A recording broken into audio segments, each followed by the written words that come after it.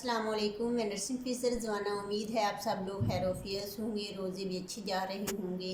आज का मेरा टॉपिक है मुंह से बदबू क्यों आती है। लेकिन रोज़ादार की मुंह की बदबू अल्लाह ताला को बहुत पसंद है।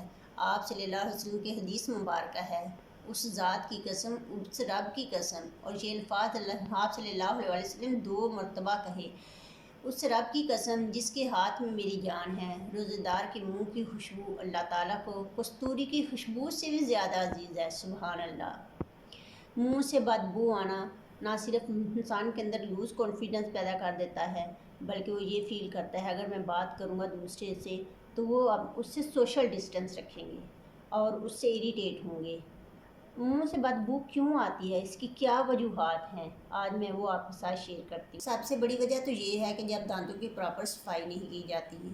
दांतों की सफाई जब नहीं की जाती तो टाटर, कैल्कस, प्लैग और खुराक के ज़रात जो होते हैं हमारे दांतों के दरमियान में फंस जाते हैं, जिसकी वजह से इन्फेक्शन क्रिएट हो जाता है। और कुछ ऐसी बीमारियां भी हैं, जैसे कुछ स्टमक इशू होते हैं, लीवर इशू होते हैं, साइनोसाइटिस होता है, थ्रोट थ्राट होता है। इस वजह से भी मुंह से स्मेल आती है।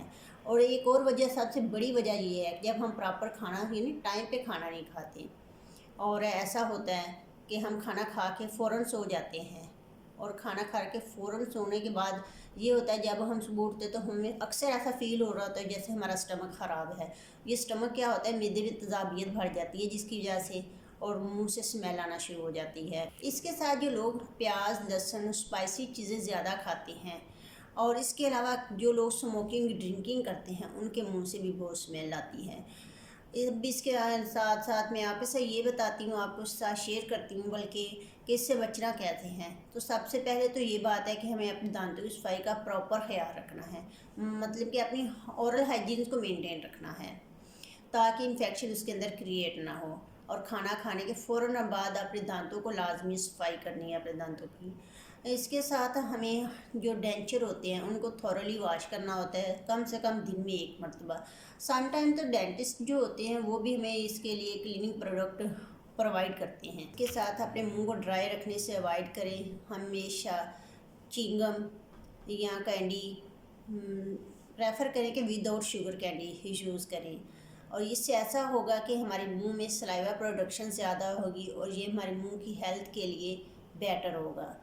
और तंबाकू नोशी वगैरह से परहेज़ करें, ड्रिंकिंग से परहेज़ करें ये। और इसके अलावा ड्राई कॉफ़ी, मिल्क कॉफ़ी और टी वगैरह से परहेज़ करें, ये मुंह को ड्राई रखती हैं। और अपना एक प्रॉपर शेड्यूल बनाएं डॉक्टर को चेकअप करवाने का। अगर किसी को गम प्रॉब्लम है तो गम स्पेशलिस्ट के पास जाएं, और साल में 2 दफ़ा अपने दांतों को प्रॉपर चेकअप करवाएं। अपना बहुत ज़्यादा ख्याल रखिएगा। मुझे उम्मीद है आप ये सारी सजेशन फॉलो करेंगे तो इस तकलीफ़ से बच सकेंगे। आई होप इंशाल्लाह। अपना बहुत ज़्यादा ख्याल रखना। अल्लाह हाफिज़।